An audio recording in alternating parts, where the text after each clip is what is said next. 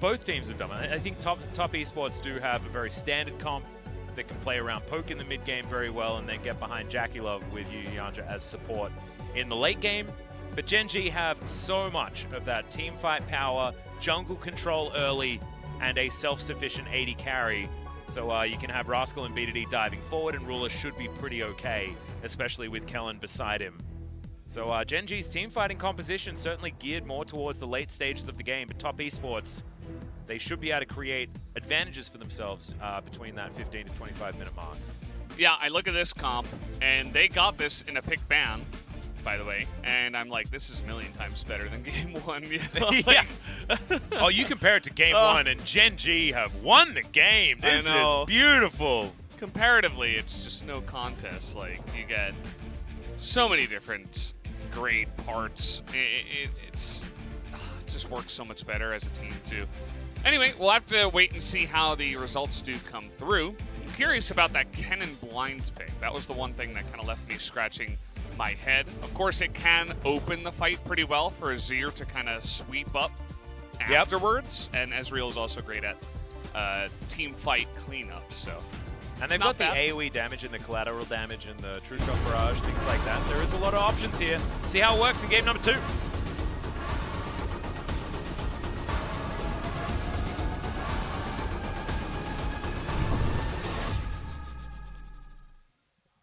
환영합니다. Yeah, here we are, game 2. That's a nice 미니언 skin. 생성까지 30초 The 남았습니다. RNG logos being flashed, as well as the Flash Wolves. Carson just going back through his repertoire of teams that he's had success on.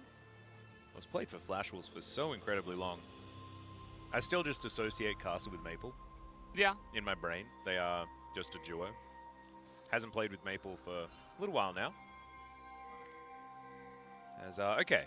Now we're into the real game. I was talking to Cloud Templar backstage, and he was like, it's okay, event match. And he was, of course, referring to last series, which FPX managed to reverse sweep, I guess, after a loss in Game 1. So maybe, just maybe, Gen G can do their best FPX impression. And look, world champions as well, they have that in common. Good old FPX and Gen G. It was a little bit more recently, though, for FPX, and Gen G's roster has changed a lot in that time. Let's see how this early game is going to go. As Clid starting off in the enemy jungle, and Casa completely unaware of what's happening here. They don't have the deep vision. There is a ward there on the red, but it's a yeah, that's true. So maybe they couldn't see it? It looks like it was like on the edge, like just barely not covering the pit. So now this is a lot of damage from the end of the line. Clid stealing away the big Raptor. Casa, his jungle has been just obliterated. As now Jackie Love down to about 100 health. Good exhaust onto Ruler. He's also going low. Jackie Love with a lot of extra range in that Calibrum, now turning his attention to Kellen.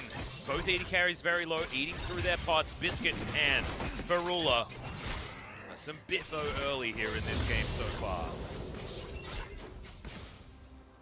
Yeah, I'm a little bit worried about Karsa right now. He had his red taken away. He wasted a bit of time. He didn't clear the Raptors. The Raptors were denied by Clid. Karsa let Clid have them and then decided that he'd do his best to leave the area and try and get what he can, but it's not happening. Good playback there as Kellen down very low. Flash has to be blown. There's good exhaust onto Jackalov. Mystic Shot is weaved, and Jackalov goes down. 2v2 kill this time for Gen G bottom lane. I love the thumbs down too. It's like, get out of here. We were just joking, you know. Not this time. Just Where's Jake's in the blind. Now? In the blind. Oh, well, Tarek they say that Kellen's dead. Yep. Maybe we need to bring life back. I don't know. Yeah, and then the monster jumps out at you in a scary movie. Yep. Yeah, that was really just mechanical outplay, 2v2 straight up from Ruler and Kellen. They were already having that biffo you were talking about, and they used one exhaust. Yeah, to do that.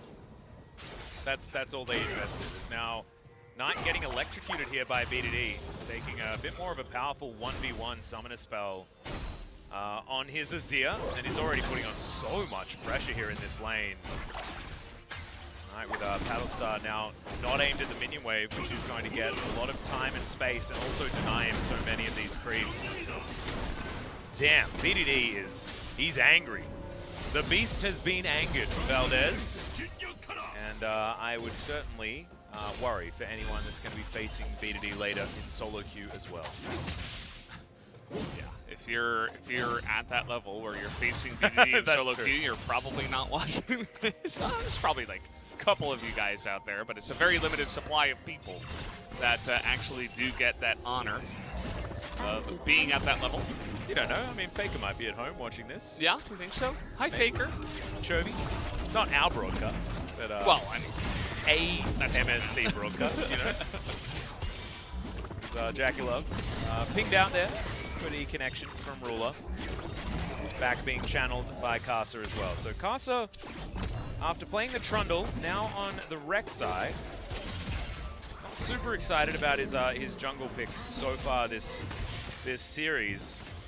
The Graves from Clid needs to get more work done. So far, he's been farming more camps. That is definitely a thing.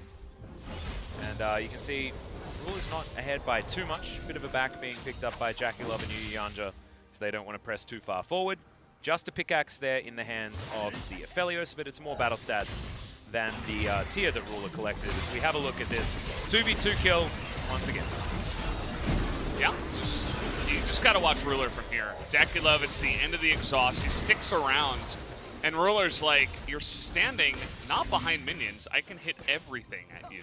And Ruler's just mindfulness to notice that and to be able to outplay it and take advantage of Jackie Love's mistake was quite nice. Well, there's the flash knock-up as Rascal's going to flash eventually. 369 looks for it. Doesn't get the last auto. And Rascal will make it out with his life. Well, we got to see the replay on that one.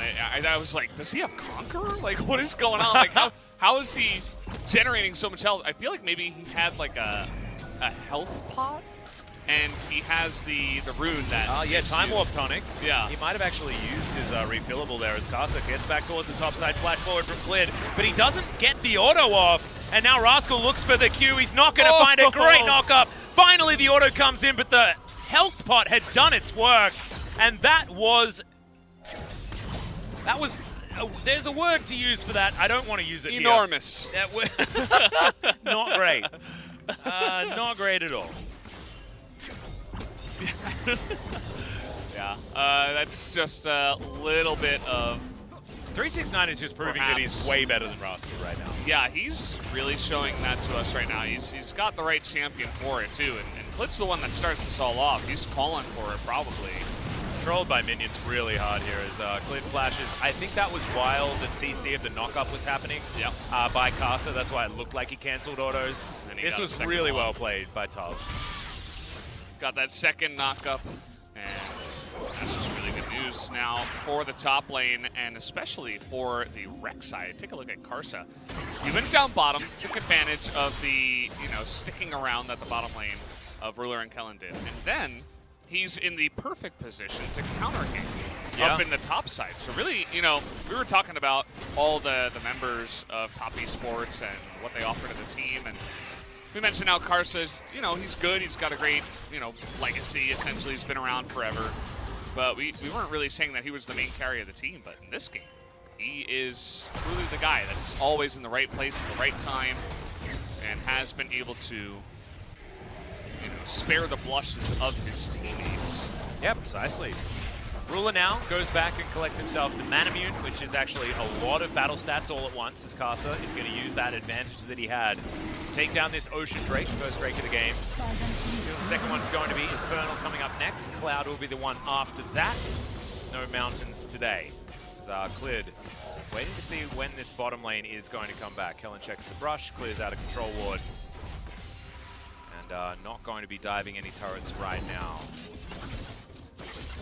So Ruler, he's in a good spot. Does have that extra kill available, and about a minion wave ahead as far as CS, and on his Ezreal. So mid-game going to be good. Clid going to find Yu Yanja, but no dazzles this time. True Shot Barrage just slicing through the bottom lane of top. It's a very squishy bot lane. Even Thresh, before he gets some items, can be a bit squishy. and you can see that damage was quite nice. So it's going to push them back. Ruler's going to be able to pick up one of these plates. But Karsa's here again. He's level 6 already. Looking to get some work done. Yeah, you can see Ruler almost baited in there. There's Karsa channeling the back for the minute. In fact, everyone going for a reset. This is going to be a plate opportunity for Gen G. Kellen looks further forward. No bubbles onto BDD this time, but I believe he ate one relatively recently.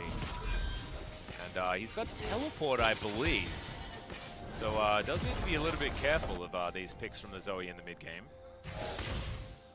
This is a very different game to last game. Last game, Ruler was anemic because he was playing a late game AD carry against a lethality Varus that is not going to really let you play the game, right? Now he's on Ezreal, will have a big mid-game impact, and him and BDD might be able to take control of this game. It's just 369 and Karsa that are destroying Rascal so far this series.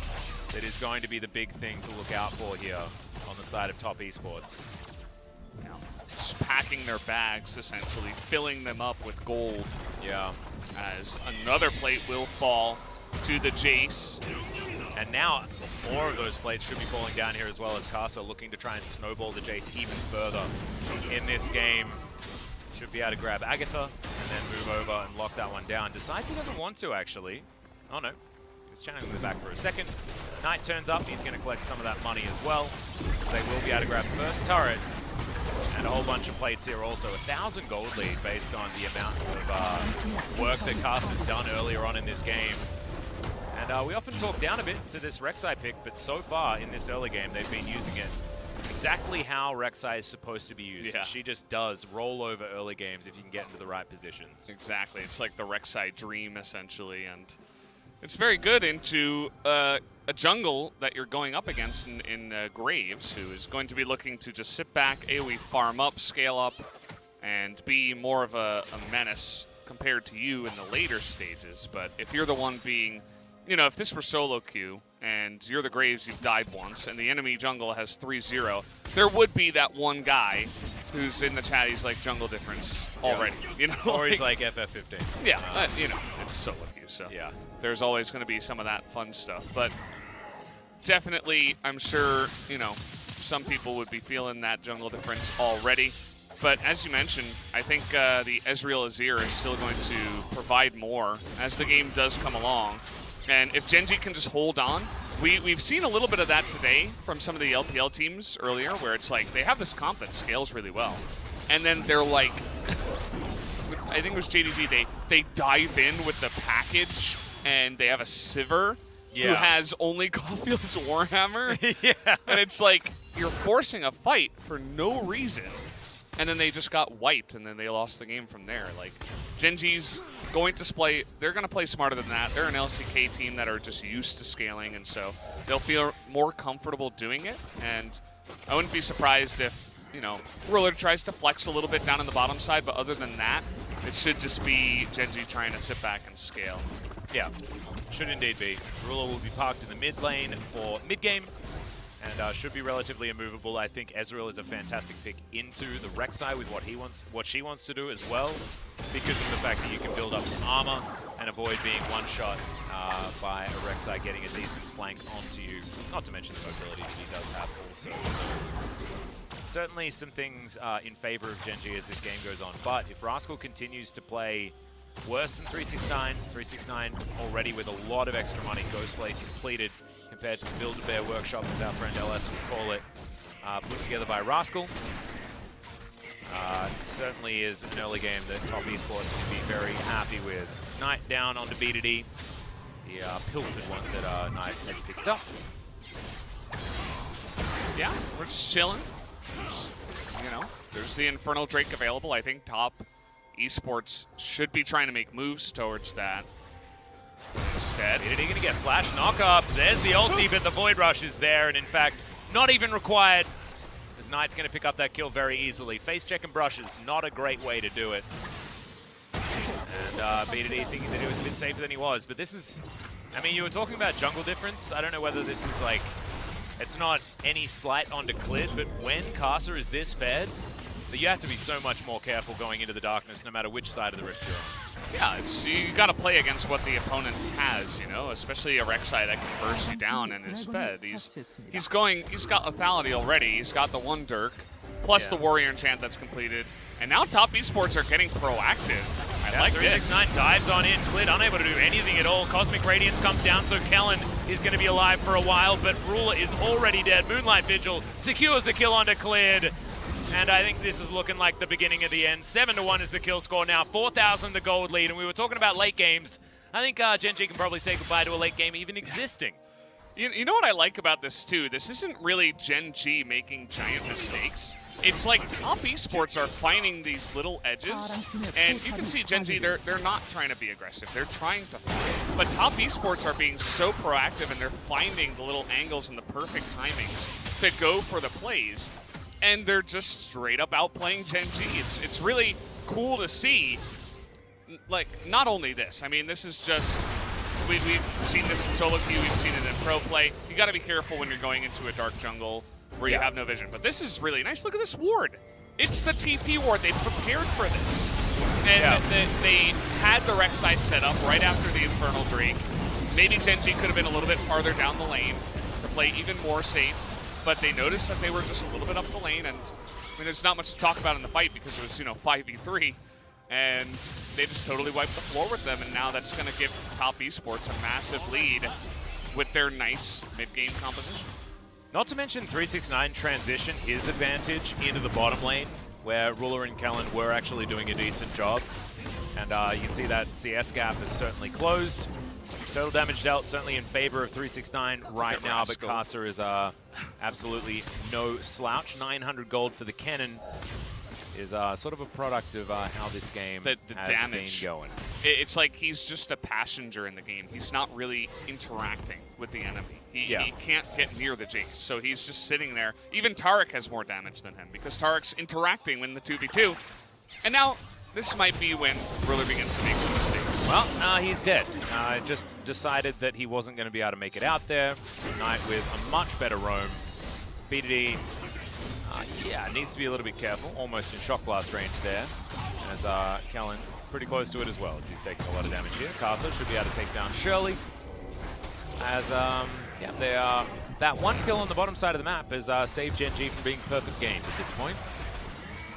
Yeah. Ruler giveth, Ruler taketh away. I suppose it's Ruler taketh and then giveth away in this case. Yeah, I guess. And yeah, you could see, he's really trying to press whatever angle he's got, right? He's like, if I could 1v1 solo kill, that would potentially get my team back in the game. And it's a good read by Knight to just say, okay, he's probably going to stay here. He's going to get greedy. And Ruler did exactly that. He got a bit greedy. Stuck around a little bit too long and wasn't able to get any kills or any damage or anything like that. And feeds a kill over to the Zoe, which is, again, not someone you want to feed kills to. That's even more value than giving kills to the Rek'Sai. Also, Ruler's going Trinity Force, which I disagree with as well. The extra value that you get against 369 Casa and Jackulov this game by picking up a Iceborne Gauntlet as an 80 carry is just insane. It's just really, really good.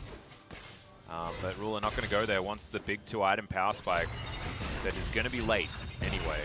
Maybe he just feels like, I've got to take a risk in some way. Like, you can see it in his play where he's like, you need the acceleration. I gotta, push whatever edge I've got. Maybe I can 1v1. Maybe I can push the 80 carry and get a 5-10 CS lead through this. Maybe I can pick up Trinity Force and have like a sick pop-off mid-game fight. But I do agree. I think Iceborne Gauntlet is just, better item. Casa has an edge of 9. Yeah. That's impressive. Okay, Gen G underneath their Sun turret, but everyone on the side of top esports are converging.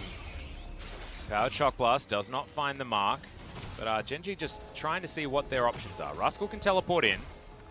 This might be a teamfight opportunity that they could utilize, as the bubble is going to go wide as well. Ruler eventually gets here, but the flanking Ezreal isn't necessarily what you're looking for. But Yanja takes a fair bit of damage, and now Caster's in trouble. There it is. Cosmic Radiance comes down as well, but the Void Rush is pretty good. Buys some extra time as BDD gets his kill. Yanja very, very low. Jackulov down to half. Knight's at full, and 369 still scary, but it's one pick off the Gen G, and they'll take it. Yeah, I guess they really weren't expecting the flanking Ezreal in this case. And Top Esports made it really obvious that they wanted to take a team fight straight up. And you know who's really great at that is Tarek. And so the second they engage, it's just like, okay, I can press my R button and we're going to win this fight. And that's essentially what happened as, Ruler was also poking them in the back and flanking them. So Top Esports getting a little bit, antsy. They really want to push their lead, and they don't want this game to go too long. But they got themselves into an awkward spot in this team fight. Yeah, I actually really liked the fact that they utilized Ruler to get that extra poke damage down. Knight was then distracted, and Casa, nothing he could do after BDD engaged. Good to see that BDD still has his eye in. His Azir looking as fantastic as ever. So we might have a game on our hands, guys. But 4,000 gold is still the lead here for Top. They have the composition that wants to excel right now. They missed out on their first opportunity, but that does not mean that this comp isn't still strong, especially with Jackie Love's items. My God. Runans and the Infinity Edge. That is not a Warhammer. That is two big items. Yeah. We were talking a lot about scaling, and the Aphelios is, we've seen that already today, what he can provide to a late game team fight. So even though you are going up against Azir, Ezreal, and Graves, Jackie Love could eventually, especially if he gets ahead like he is, can carry himself, as they're going to try to push the issue. Yep. We'll actually get a charge out of Shirley here as well, which is good news for Top. Having to sort of emergency put it down as another Emperor's Divide under the turret. Jackie Love obliterated immediately, but BDD sacrificed himself for it. Yu Yanja should be going down, but the turret also falls. And now Casa looking to try and get his work done. There's the flash in, instant exhaust onto Rascal, but he goes golden. They grab the kill under the Thresh, and now Ruler is still alive. He's doing so much damage, but he is taken down so low by 369. Kellen tries to run away, and Top is still so far ahead and needs to be respected. The flash from Knight, and he's not going to be duped by the Tarek. And Knight gets the ace. This game could be very close to over. Yeah, they're absolutely going to pick up the inhibitor here, but man, this is what I love about some of these LPL teams. They never back down from a fight, even when it's looking really scary. They see the cannon, and they're like, okay, well, this is kind of scary. Immediate exhaust, and then the re-engage from Knight and 369 to do some incredible damage at the end of the fight. Even after it looks pretty good for BDD, you can see he's pretty low, but he knows he's got to go for this play. Finds Jackie Love into the stun, and you're like, okay, not a bad trade. And then you see the flank coming in, and then Tarek gets a really nice stun here afterwards. You're thinking, oh, Gen Z might be able to win this one, but look at the re-engage here.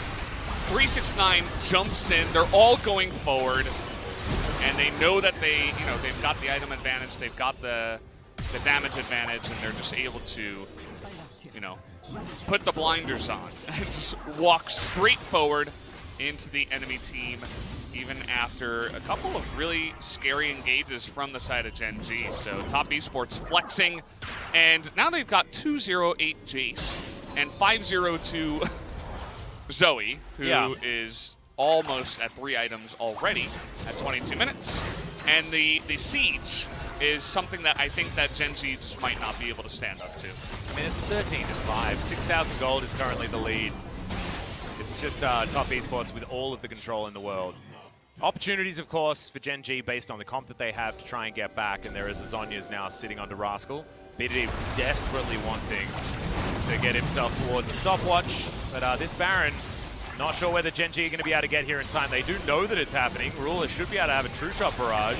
He does throw it forward, but it's not going to be enough to grab anything there. Is now clear, dashing forward looking for Jackie Love, but I think Jackie Love more than happy to take that fight as Yanja goes down to about half, but just the disengage. Free Baron over to Top Esports, and they're honestly just looking like the better team today.